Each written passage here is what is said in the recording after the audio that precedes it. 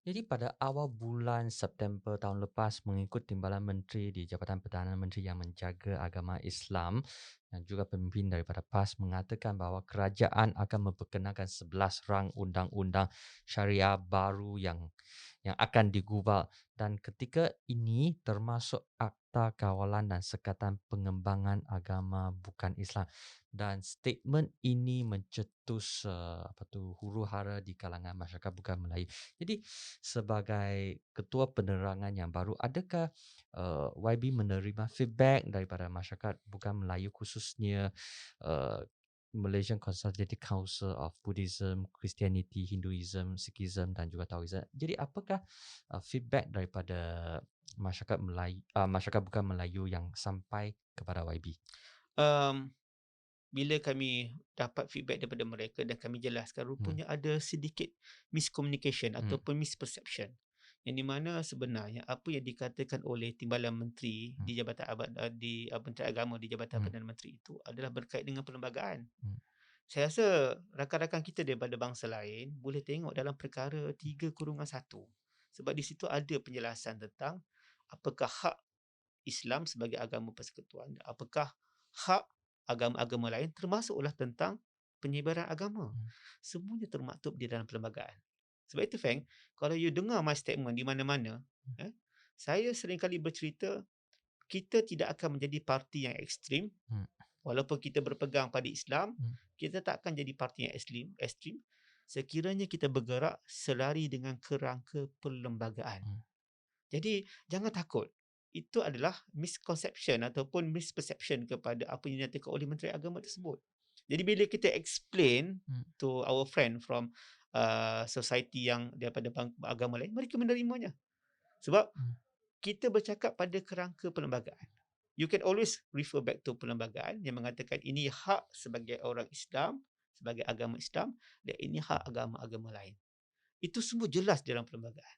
Jadi kenapa kita nak bertindak beyond perlembagaan? Jadi kenapa isu misunderstood ini sering berlaku? Adakah cara penyampaian mesej ini tidak tepat ke atau kurang tepat, ataupun mereka ada bias, ada persepsi yang negatif terhadap PAS, ataupun apa sebenarnya, apakah uh, isu sebenarnya yang berlaku? Ya, kita duduk dalam dunia politik, Ah. dalam keadaan kerajaan yang tidak stabil. Hmm. Politik ini kalau kita ambil semata-mata menjadi political Hmm. animal, Hmm. kalau Feng tengok dalam sosial politik, dia ada clause, ada statement ataupun ada Hmm. perkataan yang panggil Hmm.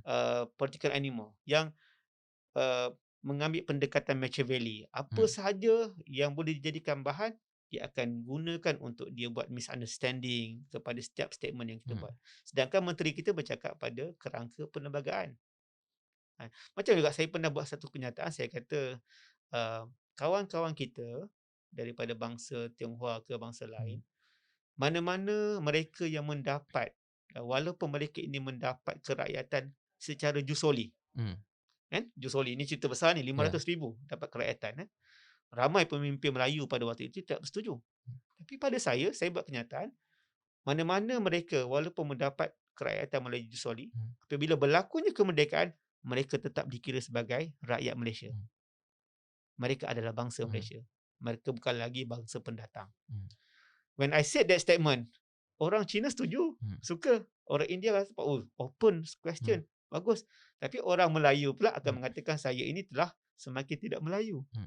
Tapi kalau orang yang very genuine dalam politics, yang memahami yang kita hidup dalam masyarakat majmuk, akan mengatakan statement saya itu betul. Tapi orang yang mencari salah saya, Hmm. orang yang akan kaitkan PAS sebagai parti resis, Hmm. dia akan mengatakan PAS semakin hilang Melayunya, semakin hilang Hmm. nasionalisnya seperti yang Hmm. you kata tadi. Hmm. Sedangkan apa yang saya cakap adalah benda yang bersifat sejarah. Hmm. Jadi sebab itu um, saya nampak problem pada kami ialah penetrasi ucapan kami kepada uh, kawan-kawan kita yang bukan Melayu. Banyak kawan-kawan kita yang bukan Melayu hanya mendapat maklumat yang salah Hmm. tentang kami. Sedangkan statement saya itu saya buat di open di Universiti Malaya. Hmm. Bila alumni Universiti Malaya buat satu program dan saya nyatakan secara Hmm. terbuka. itu satu statement yang berani sebenarnya. Dan sepatutnya ia diberikan galakan dan Mhm. sokongan oleh rakan-rakan yang bukan Melayu. Tetapi saya rasa Feng pun tidak mendengar statement tersebut. Sorry, That's why. tak perasan. Tak pernah. Itu masalahnya. Itu masalahnya apabila kami waktu itu ketua pemuda berani menyatakan tentang hak orang bukan Islam, tentang perkara 11, perkara 12 yang you tengok, kebebasan beragama dan juga kebebasan tentang berpendidikan. Semua ada dalam poket kami. Hmm. Tapi apabila kami menyatakan perkara-perkara ini, ia tidak sampai kepada Sebab kawan-kawan. pemimpin Melayu biasanya sebab perkara 135. Ya saja.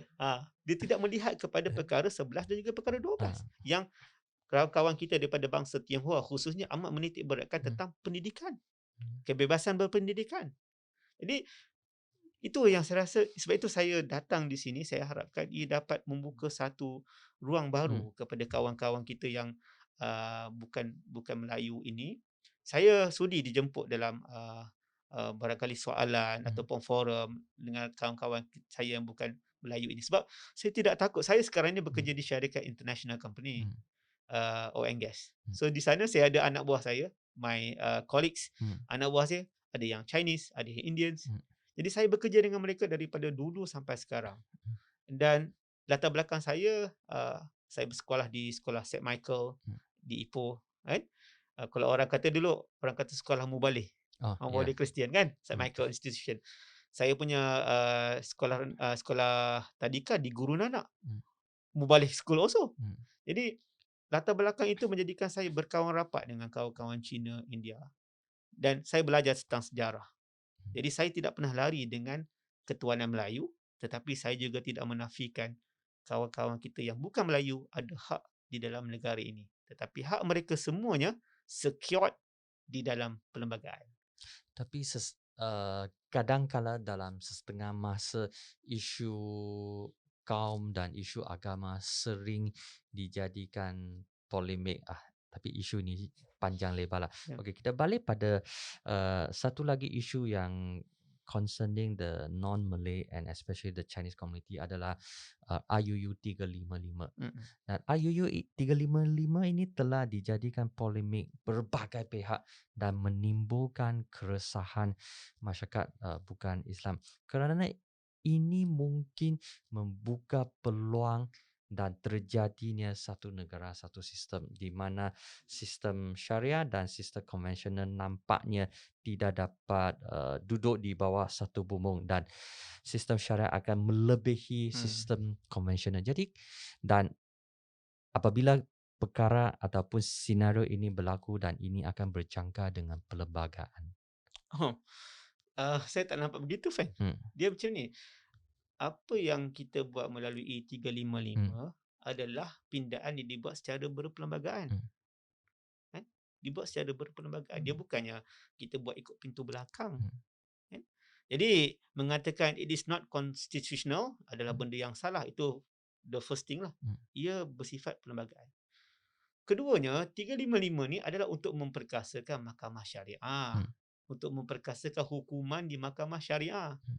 Untuk menakutkan orang supaya jangan buat jahat. Kalau you tak buat jahat, kenapa you nak takut? Hmm. Dan 355 adalah untuk orang Islam. Kenapa orang Cina takut? Ataupun ada di kalangan orang bangsa lain ini yang mereka buka kelab malam, yang mereka buka kelab pelacuran dan pelanggannya adalah orang Melayu.